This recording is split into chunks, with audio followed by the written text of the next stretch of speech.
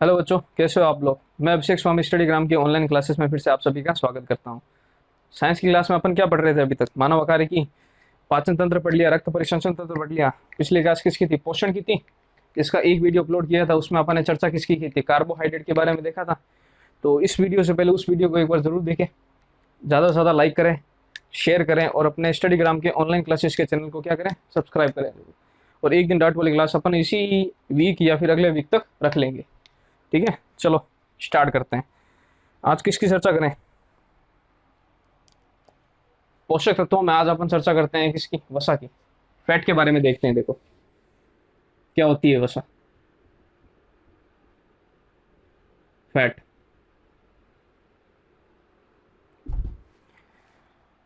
सबसे पहले अगर डिस्कस करूं बात में, ये क्या होते हैं? साधारण लिपिड होती है। जो वसा होती है वो क्या होती है? साधारण लिपिड। अब लिपिड क्या होता है पहले तो ये देख लेते हैं। देखो, लिपिड होते हैं जैविक कण, जिनमें ऊर्जा की मात्रा क्या होती है? अधिक होती है। ऊर्जा की मात्रा अधिक होती है। और इसी लिपिड का एक टाइप होता है, प्रकार होता है, कौन सा? नॉर्मल लिपिड यानी साधारण लिपिड। और वही क्या है? फैट है अपने पास में। यही क्या है अपने पास में? वसा है। अगर वसा के कंस्ट्रक्शन निर्माण की अगर मैं बात करूं तो देखो क्या होता है? फैटी एसिड एक,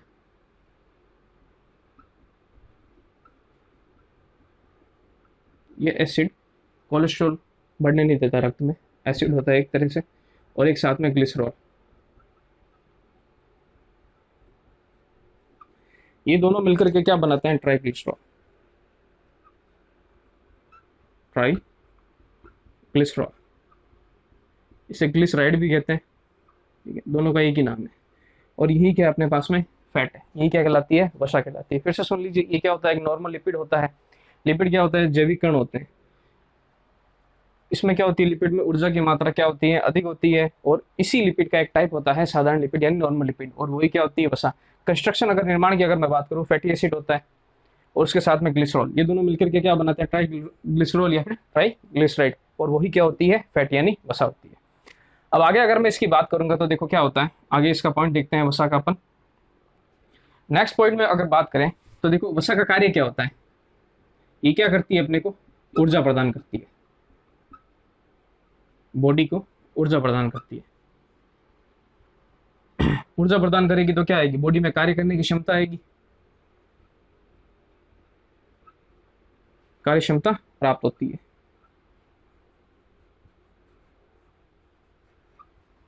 अब इसमें कणों की अगर मॉलिक्यूल्स की बात करूं, कौन कौन से उपस्थित होते हैं? जैसे कार्बोहाइड्रेट की तरह उसमें क्या होते हैं?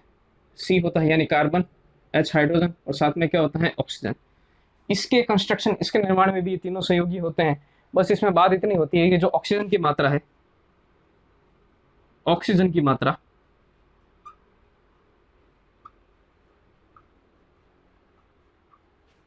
कार्बन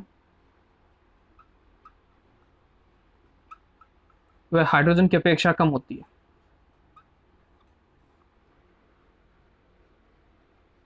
हाइड्रोजन की अपेक्षा कम होती है।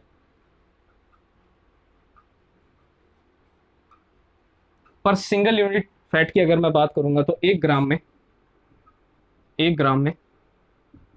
9.1 किलो कैलोरी ऊर्जा होती है।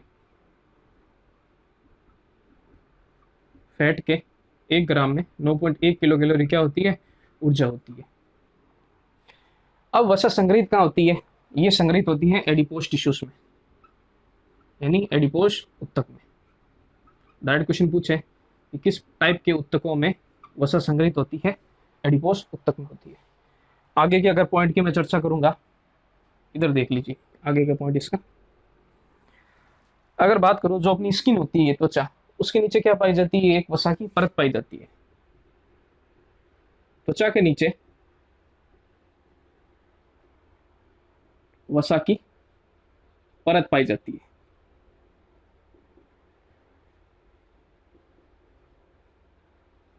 देखो, जो अपने फैट की जो लेयर होती है ना, उसका कार्य बहुत होता है। देखो समझेंगे, देखो किसे, जो स्किन है, इसके नीचे क्या होती है? फैट की लेयर होती है। अभी क्या करती है? इसके कारण तो क्या होती है? त्वचा मुलायम होती है। जो अपनी स्किन होती है ना मुलायम बनती है इस कारण। और क्या होता है, ये जो फैट की जो लेयर है अवशोषण को रोकती है, स्त्राव को रोकती है। कैसे? जैसे एक बाल्टी में पानी है, अगर उसमें अपन हाथ डालेंगे तो क्या होगा? ऐसा थोड़ी ना होगा कि जो आपका हाथ है वो सारा पानी को सोख लेगा, नहीं। क्यों? उस पानी को सोखने के लिए कौन रोकती है? फैट, वसा। इसकी जो लेयर है उसको रोक लेती है। कैसा था, नहीं बाल्टी में पानी हाथ डाला, हाथ फूल गया, पानी सारा खाली हो गया। तो उसको रोकने का कार्य कौन करती है? वसा करती है। इसके नीचे एक लेयर पाई जाती है और वो क्या करती है? त्वचा को अपनी मुलायम भी बनाती है। तो ये तो हो गई फैट की बेसिक यूनिट की बात। एक बार इसको देख लीजिए, मैं एक सेकंड के लिए बोर्ड से साइड हो रहा हूँ, उसके बाद मैं और चर्चा करता हूँ। ठीक है?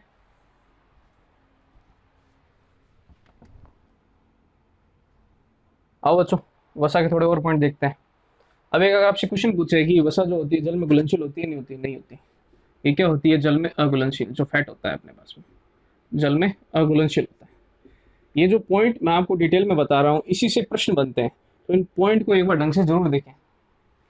जल में अघुलनशील होती है फैट अपने पास में। अगला पॉइंट, अगर वसा के मैं प्रकार की अगर मैं बात करूंगा, टाइप्स ऑफ फैट, वसा के प्रकार देखो। डिस्ट्रीब्यूशन इसका दो प्रकार से होता है। एक होता है संतृप्त वसा, यानी सेचुरेटेड फैट, और एक अपने पास में होती है असंतृप्त वसा, अनसेचुरेटेड फैट। डिफरेंस क्या है ये देखें।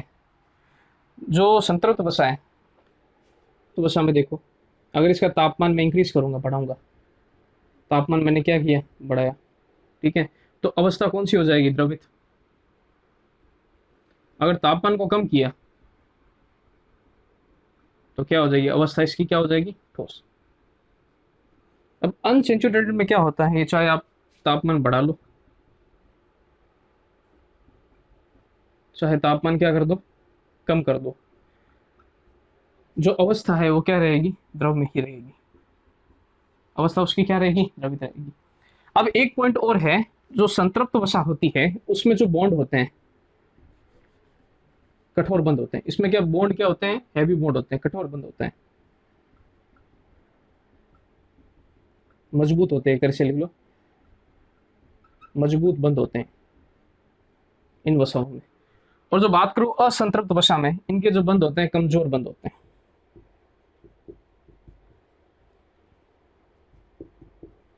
मतलब इसमें जो बॉन्ड बनते हैं आपस में कार्बोहाइड्रेट के बीच, तो क्या होते हैं? इसमें तो होते हैं कमजोर और उसमें क्या होते हैं? मजबूत होते हैं।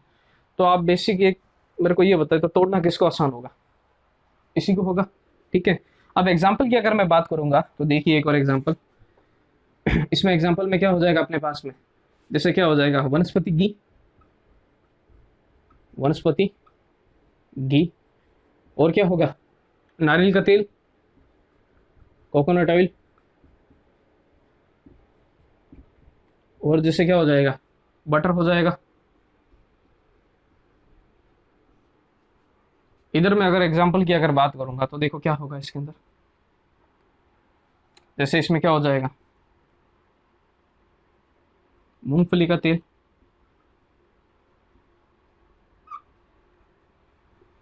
जैतून का तेल यानी ऑलिव ऑयल। और देखें, मछली का तेल। और कौन सा हो जाएगा?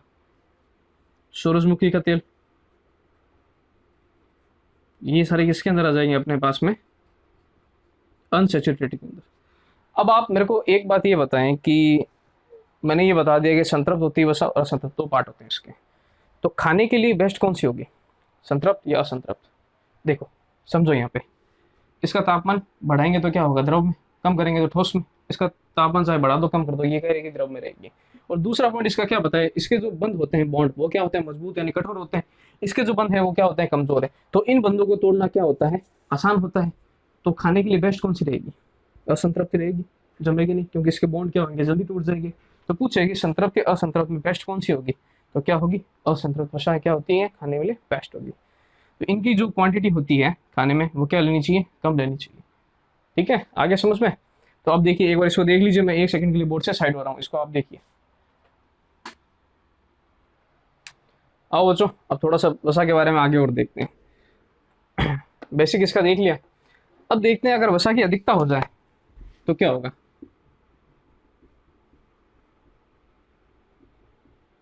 बॉडी में अगर वसा की अधिकता होगी तो ये क्या बीमारी उत्पन्न करेगी। सबसे पहली बात करते हैं, देखो क्या होती है हमारे हृदय में। ये नंबर सबसे पहले बात करते हैं, ये हमारे हृदय में क्या होती है, कोरोनरी धमनी होती है। हृदय में कोरोनरी आर्टरी यानी कोरोनरी धमनी होती है।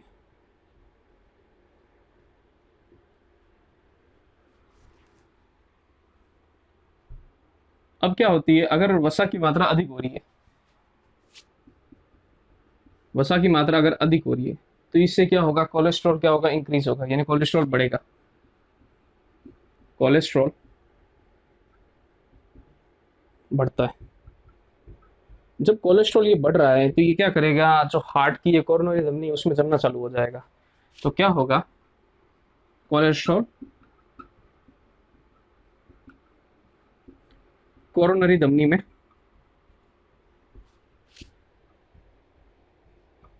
जमता है। ये कोलेस्ट्रॉल क्या करेगा, धीरे धीरे कोरोनरी धमनी में, क्या हार्ट की कोरोनरी धमनी में जम धीरे धीरे जमना चालू हो जाएगा। तो इस टाइम जो ये रोग उत्पन्न होगा उसको बोलते हैं अपन एथेरोस्क्लेरोसिस। उसे क्या बोलते हैं, एथेरोस्क्लेरोसिस। उस रोग को अपन क्या बोलेंगे, एथेरोस्क्लेरोसिस। कब, जब जो कोलेस्ट्रॉल है अपनी कोरोनरी धमनी में, हार्ट की कोरोनरी धमनी में जमना चालू हो जाता है, तो उस रोग को क्या बोलते हैं, एथेरोस्क्लेरोसिस। और इस रोग के दौरान क्या होती है, हृदयाघात, हार्ट अटैक की संभावना क्या हो जाती है, अधिक हो जाती है। हृदयाघात की संभावना बढ़ जाती है। और जो एक एंजियोग्राफी आपने जांच सुनी होगी, वो रक्त वाहिकाओं की जांच में इसी में देखा जाता है कि कोलेस्ट्रॉल कितना बढ़ गया है। तो जांच की जाती है एथेरोस्क्लेरोसिस की, वो क्या होती है, एंजियोग्राफी, जिसमें देखते हैं कि रक्त वाहिकाओं का अध्ययन करते हैं उसके अंदर कि कितना फैट है, किसमें कितना ज्यादा हो गया है। फिर से सुन लीजिए, हमारे हार्ट में क्या होती है, कोरोनरी धमनी होती है। जब वसा बढ़ रही है तो कोलेस्ट्रॉल की मात्रा क्या होती है, बढ़ेगी। अब ये कोलेस्ट्रॉल जो है अपनी हार्ट की कोरोनरी धमनी में जमना चालू हो जाता है। ये जो बीमारी है, इस बीमारी को अपन बोलते हैं एथेरोस्क्लेरोसिस। और इसकी जांच क्या करते हैं, एंजियोग्राफी में इसकी जांच की जाती है। ठीक है। और इस एथेरोस्क्लेरोसिस में क्या होती है, क्या संभावना रहती है, हार्ट अटैक, हृदयाघात की संभावना अधिक बढ़ जाती है। तो ये तो हो गया इसका ए टाइप। एक बी टाइप और देखते हैं अपन इसका। पहले इसको आप देख लीजिए, मैं बोर्ड से एक सेकंड के लिए साइड हो रहा हूँ।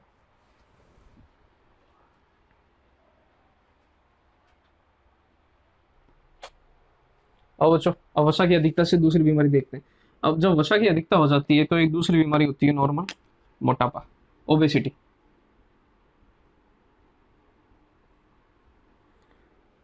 वसा की अधिकता से क्या हो जाता है, ओबेसिटी, मोटापा हो जाता है। अब मोटापे की जांच कैसे करते हैं, अब ऐसा नहीं कि कोई आदमी आप देख रहे हो उसका पेट बाहर निकला हुआ तो ये मोटा हो गया, ये ऐसे वैसा वैसा नहीं देखा जाता। बीएमआई की तरह इसमें जांच की जाती है मोटापे की। देखो जांच कैसे करते हैं, मोटापे की जांच के लिए क्या होता है, बीएमआई, बॉडी मास इंडेक्स, शरीर भार सूचकांक। एक बार ये प्रश्न और पूछा गया था कि बीएमआई की फुल फॉर्म क्या है, तो जरा विशेष ध्यान रखें, बीएमआई की फुल फॉर्म क्या होगी, बॉडी मास इंडेक्स। लिख देता हूँ, शरीर भार सूचकांक, हिंदी में भी। अब इसके जरिए अपन क्या याद करते हैं, मोटापे की देखते हैं कि आदमी मोटा है या सही है, नॉर्मल है, किस हिसाब से। अब इसमें देखो बीएमआई में कैसे निकालते हैं, सबसे पहले तो देखो क्या होता है, शरीर का जो होता है वेट होता है, भार। ऊपर तो क्या लेते हैं, वेट लेते हैं, भार लेते हैं शरीर का। और नीचे ली जाती है हाइट, लंबाई अपने शरीर की, लेकिन किस में ली जाती है, मीटर में। और वो भी क्या, उसका भी क्या होता है, स्क्वायर होता है। हाइट ली जाती है किसमें, मीटर, और उसका भी क्या होता है, स्क्वायर लिया जाता है। यानी दो बार आप ले लो भली, जैसे 1 मीटर तो 1 इंटू 1 दो बार हो गया, 2 मीटर है तो 2 इंटू 2 दो बार हो जाएगा। ठीक है। ऊपर तो क्या रहेगा, वेट भार रहेगा शरीर को, नीचे क्या रहेगी, शरीर की हाइट, वो भी किसमें, मीटर में। तो ये बीएमआई निकल जाएगा।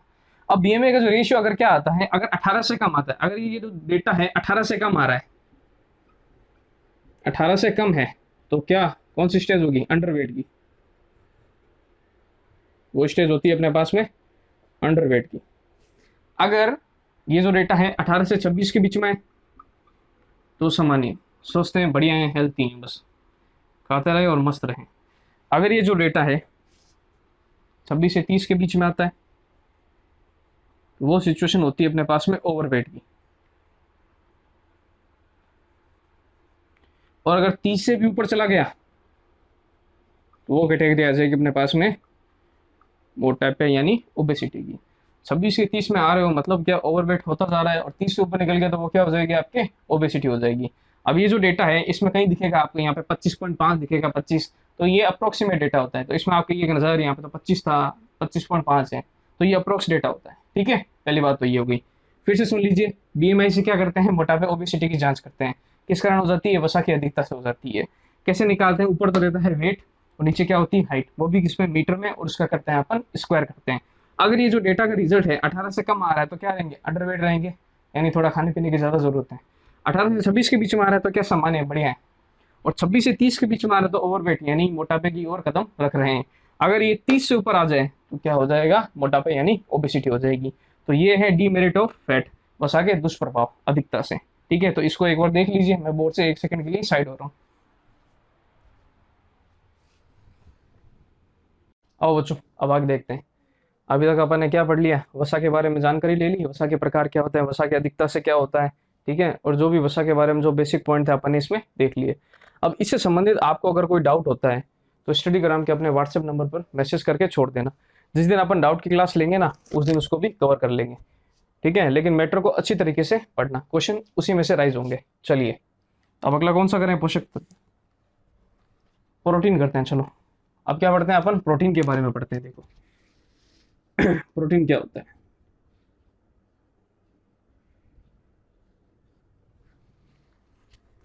प्रोटीन की अगर मैं बात करूंगा क्या होगा, शरीर निर्माण करने वाला पदार्थ होता है, यानी बिल्ड, बॉडी बिल्ड सब्सटेंस जो होता है वो क्या होता है अपने पास में, प्रोटीन होता है। ठीक है, अभी बनता किससे, कौन कौन से संयोगी होते हैं इसमें तत्व, कार्बन, हाइड्रोजन, ऑक्सीजन, और स्पेशली कौन होता है साथ में इसके, नाइट्रोजन होता है। ठीक है, कार्बन, हाइड्रोजन, ऑक्सीजन और नाइट्रोजन। प्रोटीन की जो बेसिक यूनिट मानी जाती है, मूल इकाई, वो क्या होती है, अमीनो अम्ल, एमिनो एसिड। क्वेश्चन पूछे कि प्रोटीन की मूलभूत इकाई कौन सी होती है या बेसिक यूनिट कौन सी होती है, तो क्या बताएंगे, अमीनो अम्ल से मिलकर क्या बनता है, प्रोटीन। अमीनो अम्ल से क्या बनता है, पेप्टोन, पेप्टोन से फिर क्या बन जाता है, प्रोटीन बनता है। चलिए, अब आगे देखें, कितना, अगर सिंगल यूनिट की बात करूं तो 1 ग्राम में कितना होता है, 4 किलो कैलोरी। इन 1 ग्राम में इसमें कितनी ऊर्जा होती है, 4 किलो कैलोरी प्रोटीन में। डेली यूज की बात करूं लगभग कितना चाहिए होता है, 15 से 18 ग्राम की आवश्यकता होती है एक पर्सन को। अब इस पॉइंट पर थोड़ी डिटेल से चर्चा करता हूँ। देखो जैसे क्या है, एक अपने पास में है किशोर, यानी छोटा बच्चा, जैसे माइनर है 8 से 10 साल का, और एक जो है अपने पास में युवा, एडल्ट, लगभग मान लेते हैं 20 से 25 साल का युवा है ये। अब आप देखिए, मैंने आपको क्या बताया था, पोषक तत्वों में प्रोटीन, वसा और कार्बोहाइड्रेट, ये क्या करते हैं, बॉडी को ऊर्जा देते हैं। अब ये जो छोटा बच्चा है, इसको क्या करना है, ऊर्जा तो चाहिए। अभी क्या करेगा, साथ में अपने शरीर का भी निर्माण करना है, उसको ग्रोथ करनी है अपने बॉडी में। तो इस ये जो ऊर्जा के रूप में सब्सटेंस लेगा, ज्यादा कौन सा लेगा, प्रोटीन, क्योंकि ये क्या होता है, शरीर निर्माण करने वाला होता है कारक। ठीक है, अब ये जो युवा है, इसको तो सिर्फ किस लिए चाहिए, इसकी जो ग्रोथ, बॉडी की जो ग्रोथ होनी थी वो हो गई। अब इसको सिर्फ कार्य क्षमता को बढ़ाने के लिए, कार्य करने के लिए क्या चाहिएगी, ऊर्जा, जो ये कार्बोहाइड्रेट से ले लेगा। लेकिन ये जो छोटा बच्चा है, इसको अपना शरीर निर्माण करने के लिए भी क्या लेना पड़ेगा, प्रोटीन की आवश्यकता। तो दोनों की, मेरे कहने का मतलब यही है, जो माइनर्स होते हैं उनको प्रोटीन की आवश्यकता ज्यादा होती है, किसकी तुलना में, युवा की तुलना में। तो ध्यान रखना, कहने का मतलब यही है कि प्रोटीन की माइनर्स को आवश्यकता ज्यादा होती है, क्योंकि उनको अपना शरीर का निर्माण करना होता है। ठीक है, रह जाएगा याद। चलिए, अब आगे बात करता हूं एक पॉइंट याद देखें,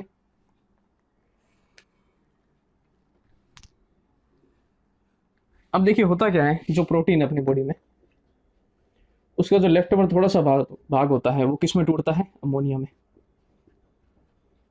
अब इस अमोनिया को जो अपना लीवर है यानी यकृत है, वो किस में बदलता है, यूरिया में। ठीक है, और यूरिया क्या, यूरिन में जाता है। अब आप ये बताएं, जो यूरिन से संबंधित होने वाला अंग कौन सा होगा, उत्सर्जन तंत्र होगा, तंत्र में कोई अंग होगा। इससे संबंधित जो अंग होता है वो होती है किडनी, वक्र। कौन सा अंग संबंधित है इससे, वक्र। उत्सर्जन तंत्र पढ़ेंगे जब अपन देखेंगे इसको, किस तरह से जो किडनी होती है रक्त का स्कंदन करती है, ठीक है सॉरी, निष्पंदन करती है, और कैसे यूरिन निकलता है। ठीक है, तो यूरिन से संबंधित अंग कौन सा हुआ? किडनी। डायरेक्टली रिलेशन देखिए, प्रोटीन का रिलेशन किससे हो गया? किडनी से। कहने का तात्पर्य ये है, अगर अपन प्रोटीन की मात्रा ज्यादा लेते हैं तो कौन सा ऑर्गन जो अंग है खराब होने की आशंका होती है? किडनी। वक्र खराब होने की आशंका होती है। आपसे पूछे कि अधिक प्रोटीन के सेवन से कौन से अंग खराब होने की आवश्यकता होगी, तो क्या कहेंगे? किडनी। फिर से सुन लीजिए, प्रोटीन जो है वो उसका तो थोड़ा भाग है, किसमें बदलता है? अमोनिया। जो यकृत है, लीवर, वो अमोनिया को किसमें बदलता है? यूरिया में। और यूरिया कहाँ संचित होता है? यूरिन में। यूरिन का कनेक्शन किससे है? किडनी से। तो इट मीन्स प्रोटीन अगर ज्यादा ले रहे हैं तो कौन सा अंग ज्यादा खराब होगा अपने पास में? किडनी क्या होने खराब होने की आशंका ज्यादा रहती है। ठीक है, आगे समझ में? एक बार इसको देख लीजिए, मैं बोर्ड से साइड हो रहा हूँ 2 मिनट के लिए।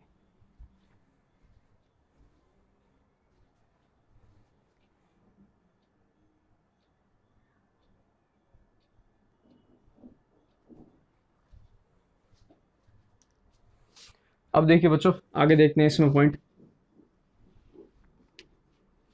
अब देखो अगला क्या है, प्रोटीन का अगर डाइजेशन, पाचन की बात करूं तो कहाँ होता है प्रोटीन का पाचन?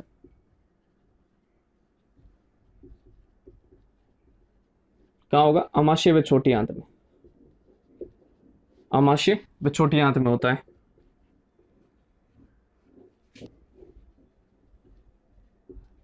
छोटी आंत में होता है प्रोटीन का डाइजेशन। अब एक बात आपसे पूछे कि प्रोटीन का स्टोर बॉडी में होता है क्या, यानी संचय होता है क्या प्रोटीन का? नहीं, प्रोटीन का संचय अपनी बॉडी में नहीं होता। ठीक है, अब थोड़ी सी आगे देखें, प्रोटीन का नाम पहले खोज लेते हैं इसमें। प्रोटीन की खोज किसने की, नाम किसने दिया, और संरचना के बारे में किसने बताया? देखो, अगर मैं खोज की बात करूं प्रोटीन की, अगर मैं खोज की बात करूंगा तो खोज का श्रेय जाता है वैज्ञानिक मूलर को। मूलर ने क्या किया? प्रोटीन की खोज की। प्रोटीन जो नाम है उसकी खोज का श्रेय किसको जाता है? बर्जीलियस को।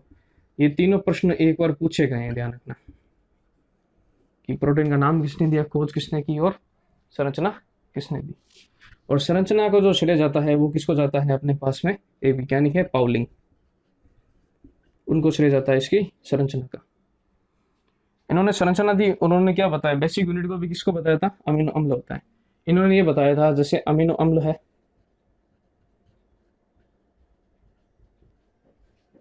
वो किस में बदलता है? वो बदलता है पेप्टॉन में। फिर पेप्टॉन से क्या बदलता है अपने पास में? प्रोटीन होता है। और अपघटन होगा तो प्रोटीन से किस में? पेप्टॉन से। पेप्टॉन किस में बदलेगा? अमीनो अम्ल में। इसलिए जो प्रोटीन की जो बेसिक यूनिट होती है वो कौन सी होती है? अमीनो अम्ल। फिर से सुन लीजिए, प्रोटीन का जो पाचन होता है वो कहाँ होता है? आमाशय में, छोटी आंत में होता है। खोज किसने की? मूलर ने। नाम किसने दिया? बर्जीलियस ने। संरचना किसने बताई? पाउलिंग ने। और उन्होंने बताया अमीनो अम्ल किसमें बदलता है? प्रोटीन में। और प्रोटीन की सॉरी अमीनो अम्ल किसमें? पेप्टॉन में। और पेप्टॉन से क्या बनता है अपने पास में? प्रोटीन बनता है। ठीक है, अब प्रोटीन के अगर मैं कार्य की थोड़ी सी चर्चा करूंगा तो देखो क्या है इसका कार्य। क्या है? बिल्डिंग ब्लॉक सब्सटेंस है ये, शरीर का निर्माण व मरम्मत में सहायक होता है।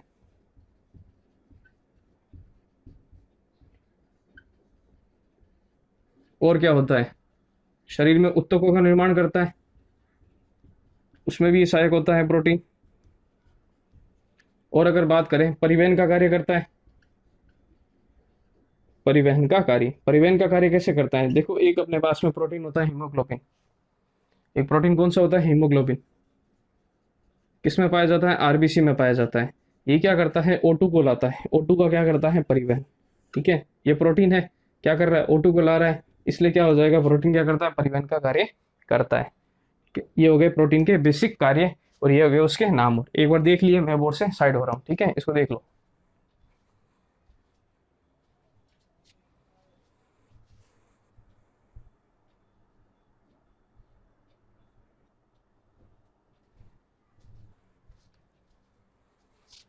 तो बच्चों, अब आगे थोड़ी सी और चर्चा कर लेते हैं प्रोटीन के बारे में। अब देखिए, अब थोड़ी सी डिटेल में चर्चा करते हैं अपन प्रोटीन के प्रकार, टाइप्स ऑफ प्रोटीन। वैसे देखो, इसमें से कोई क्वेश्चन अराइज तो होता नहीं है, बस इसका बेसिक बेसिक एक बार बता देते हैं। इनके टाइप्स कौन कौन से होंगे। देखो, एक होता है इसमें तंतुमय प्रोटीन, यानी फाइब्रस फाइब्रस प्रोटीन। एक टाइप ये होता है। एक दूसरे टाइप की अगर मैं बात करूंगा, एक हो जाएगा ग्लोब्यूलर प्रोटीन, ग्लोब्यूलर प्रोटीन। और एक होगा अपने पास में झिल्लीदार प्रोटीन, यानी मेम्ब्रेन, मेम्ब्रेन प्रोटीन।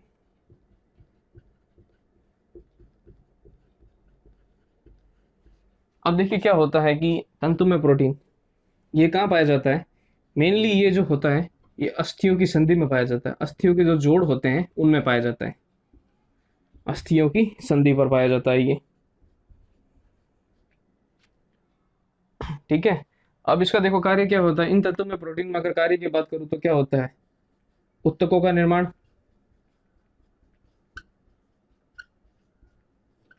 उत्तकों के निर्माण में सहायक होते हैं। और क्या कार्य करते हैं? मांसपेशियों के संकुचन में सहायक होते हैं, मांसपेशियों के संकुचन में, संकुचन में सहायक होते हैं। अब इनके एग्जाम्पल की अगर मैं बात करूंगा कौन कौन से होते हैं, जैसे एक होता है अपने पास में कैरेटीन प्रोटीन, एक हो जाएगा मायोसिन हो गया जैसे, और हो जाएगा इलास्टिन प्रोटीन, यहां लिख रहा हूं देखो, इलास्टिन प्रोटीन।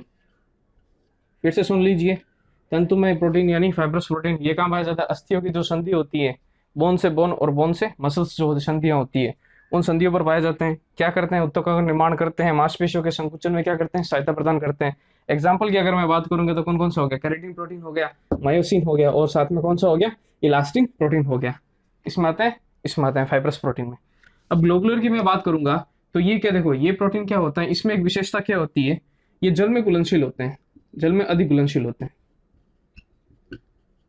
जल में अधिक घुलनशील होते हैं ये। और इनका कार्य क्या होता है? ये ट्रांसपोर्टर का कार्य करते हैं, परिवहन का कार्य करते हैं, परिवहन का कार्य। अब इनमें अगर मैं बात करूं कौन कौन से आते हैं एग्जाम्पल के रूप में, जैसे आ जाएगा थ्रोम्बिन प्रोटीन, थ्रोम्बिन हो जाएगा, एक हो जाएगा ग्लोबिन प्रोटीन,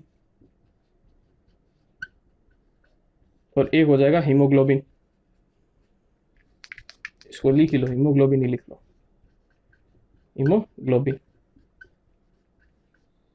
ये किस में आ जाएंगे अपने पास में? ग्लोबुलर प्रोटीन में आ जाएंगे। थ्रोम्बिन अपन ने देखा था, थ्रोम्बिन क्या करता है? ब्लड में पाया जाता है।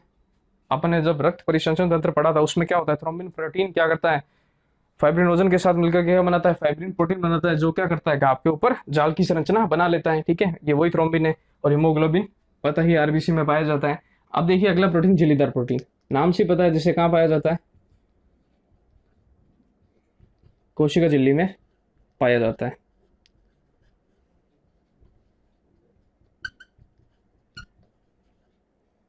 कोशिका झिल्ली में पाया जाता है। अगर मैं इसके कार्य की बात करूं तो क्या करता है? कोशिकाओं को जोड़ने का कार्य करता है, कोशिकाओं को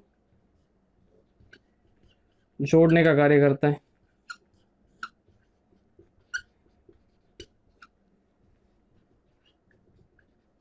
एग्जाम्पल की अगर मैं बात करूंगा, इसमें एग्जाम्पल हो जाएगा अपने पास में हिस्टोन प्रोटीन, एक जैसे एस्ट्रोजन भी होता है, मेनली ये हिस्टोन प्रोटीन होता है। ये क्या होता है? डीएनए फॉर्मेशन, डीएनए निर्माण में भी सहायक प्रोटीन होता है, और इसलिए इसको अनुवांशिकता से संबंधित प्रोटीन किसको माना जाता है? हिस्टोन को माना जाता है। तो ये तो हो गए प्रोटीन के प्रकारों की बेसिक स्ट्रक्चर। इसको एक बार देख लीजिए, मैं बोर्ड से एक सेकंड के लिए साइड में करूँ।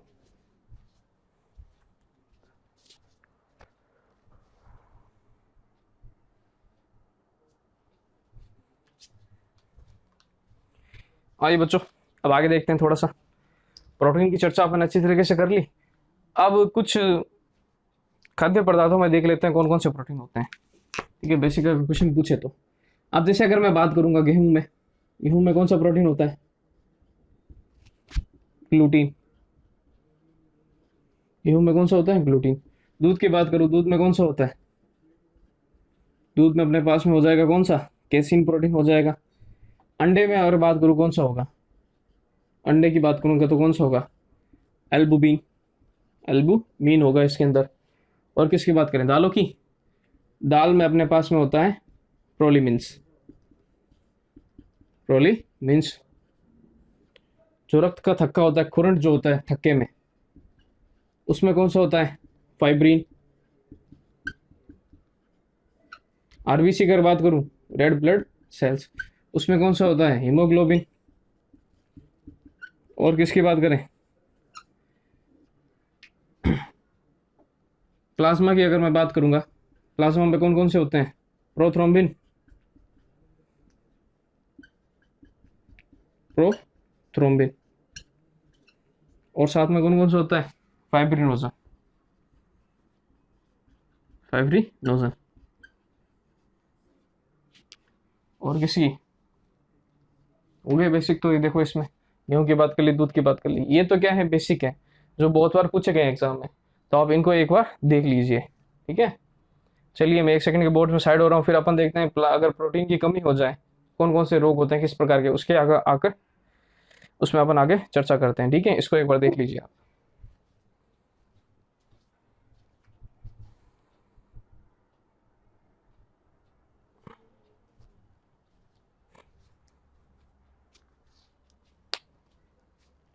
आओ बच्चों, अब आगे देखते हैं प्रोटीन की कमी से होने वाले रोग। अब अगर देखो प्रोटीन की अगर कमी हो जाए तो देखो कौन कौन से मेनली दो रोग होते हैं अपने पास में। एक होता है मेरास्मस,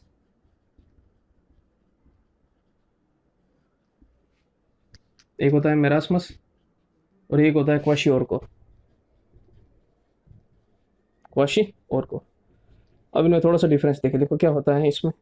मेरास्मस तो कब होगा? लगभग 1 साल से कम उम्र के बच्चों में, 1 वर्ष से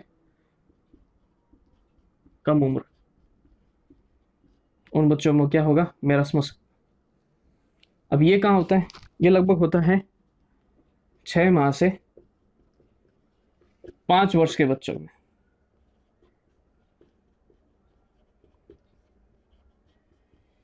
क्वाशियोरको होता है। अब मेरास्मस जो रोग है वो किसकी कमी से होता है? ऑल न्यूट्रिशन, सभी पोषण की कमी से। जैसे प्रोटीन की कमी है भोजन में, वसा की कमी है, कार्ब की कमी है, उनसे क्या हो जाएगा? मेरास्मस रोग होगा। ठीक। अब जो क्वाशियोरको है वो मेनली क्या होता है? प्रोटीन की कमी से होता है। अगर भोजन में प्योर रूप से प्रोटीन नहीं मिल रहा है तो कौन सा रोग होगा? मेरास्मस, सॉरी, क्वाशियोरको रोग होगा। मेनली किसकी कमी से होता है? प्रोटीन की कमी से होता है। और उसमें क्या होता है? लगभग ऑल न्यूट्रिशन चाहिए मेरास्मस को। अब मेरास्मस की अगर मैं बात करूं तो और देखो क्या होंगे इसमें सिम्टम्स, क्या होते हैं? शरीर पतला पड़ जाता है, शरीर पतला होना, एकदम दुबला पतला शरीर हो जाता है, और इम्बैलेंस हो जाता है, मानसिक व शारीरिक असंतुलन हो जाता है। इसमें क्या होता है? मानसिक व शारीरिक क्या हो जाता है? इम्बैलेंस, असंतुलन हो जाता है इसमें बॉडी का। और बाल क्या होते हैं? झड़ने स्टार्ट हो जाते हैं, बालों का झड़ना। ठीक। अब क्वाशियोरको की बात मैं करूं तो इसमें क्या हो जाती है? बहुत ज्यादा वीकनेस होती है, कमजोरी होना, कमजोरी होना। और साथ में क्या होता है? इस बीमारी में पेट फूल कर बाहर आ जाता है, बाहर आना, पेट जो है फूल जाता है, एक तरीके से पेट फूल करके क्या आ जाता है? बाहर आ जाता है। तो ये सिम्टम्स किसके होते हैं? क्वाशियोरको के होते हैं। तो ये बात किसकी होगी? प्रोटीन के अपन रोग से होगी। ठीक है, आज अपन ने कौन कौन सा टॉपिक क्लियर किया? वसा किया और प्रोटीन किया। तो इन दोनों टॉपिक को आप अच्छी तरीके से पढ़िए। अगर इसमें कोई डाउट होते हैं तो मुझे भेज दीजिए। ठीक है, मैं मिलता हूँ आपसे अगली क्लास में। अच्छे से पढ़ते रहिए, वीडियो को लाइक कीजिए, शेयर कीजिए, और अपने चैनल को क्या कर लीजिए? सब्सक्राइब कर लीजिए। चलो मिलता हूँ मैं अपने वीडियो से। Thank you so much.